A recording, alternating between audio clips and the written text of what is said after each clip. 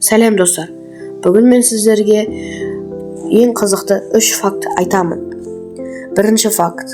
Акулалар динозаврлардан бұрын пайда болған ба? Екінші факт. Су астындағы жанартаулар. Үшінші факт. 8 аяқ. Теңіздегі ең ақылды жануар. Ендеше кеттік. Акулалар динозаврлардан бұрын пайда болған ба? Иә достар. Акулалар динозаврлардан бұрын пайда болған. Акулалар жерде шамамен 400 миллион жыл бұрын пайда болған, ал динозаврлар тек 230 миллион жыл бұрын өмір сүре бастаған. Яғни, акулалар динозаврлардан әлде қайта бұрын пайда болған. Олар бірнеше жаппай жолу кезеңінен аман қалған. Динозаврлар жойылып кеткен, ал акулалар әлі де мұхитта өмір сүріп жүр екен достар. Қазіргі кезде 500-ден астам акула түрі бар. Кейбіреуі кішкентай болса, ал кейбіреуі өте үлкен. Акулалар нағыз тарих екен достар.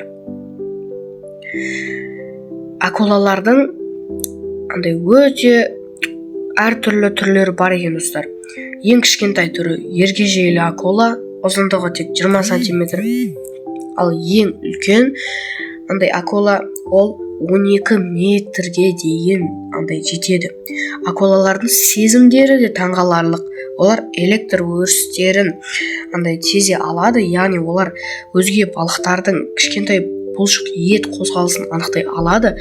Тағы бір қызық факт. Акулалар ұрпақ қалдыру үшін жұмыртқа салып шығаратын түрлері де бар. Ал кейбіреуі тіпті туып өмірге әкеледі. Акулалар белгілі бір жерлерге миграция жасамай, магнит өрісі арқылы бағдар алады. Яғни олар жердің магнит өрісі арқылы қашықтықтарды да дәл анықтай алады. Кейбір акула түрлері ұйықтау үшін ағыспен жүзеді, яғни олар тыныс алу үшін су ағынымен ауаны өз желбектеріне өткізеді, бірақ толық ұйықтамайды. Олар тек демалады. Екінші факт. Су астындағы жанартаулар.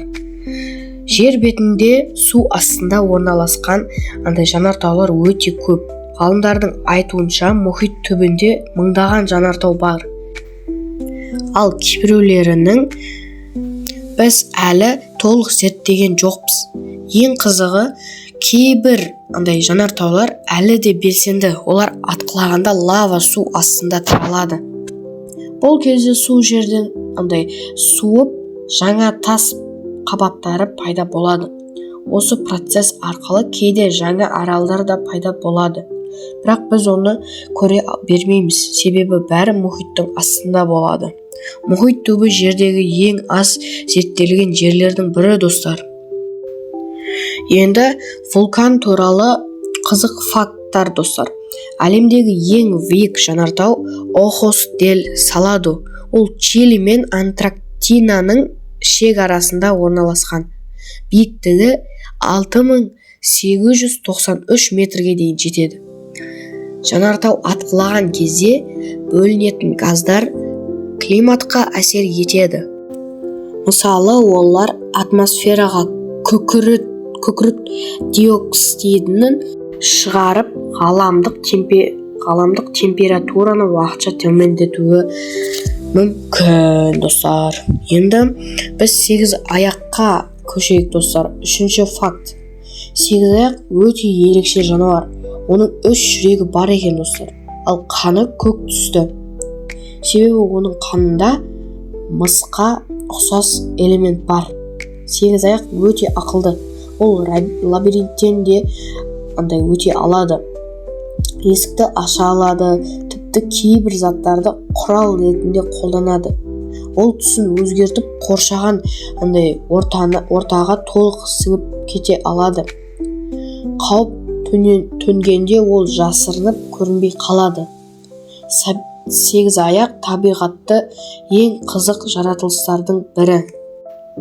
8 аяқтың миының көлемі оның денесіне қатысты өте үлкен болады екен достар. Ғалымдар сегіз аяқтың ақыл-ой қабілетін тексергенде кейбір кеміргіштермен салыстырғанда жоғары екенін анықтаған. Сегіз аяқтарда жад қабілеті де бар. Олар заттарды есте сақтай алады екен достар. Тіпті белгілі бір тапсырмалардың бірнеше рет қайталағанда тез үйреніп шешімін тауып отырады. Сіз сегіз аяқтың қолдары өздігінен жұмыс істей алатынын білдіңіз бе? Оның жүйке жасушаларының көп бөлігі қолдарында орналасқан.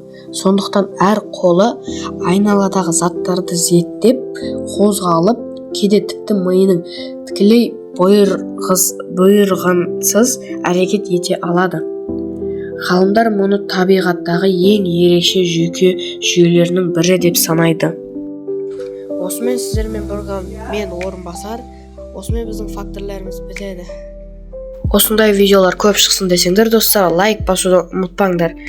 Всем пока, достар.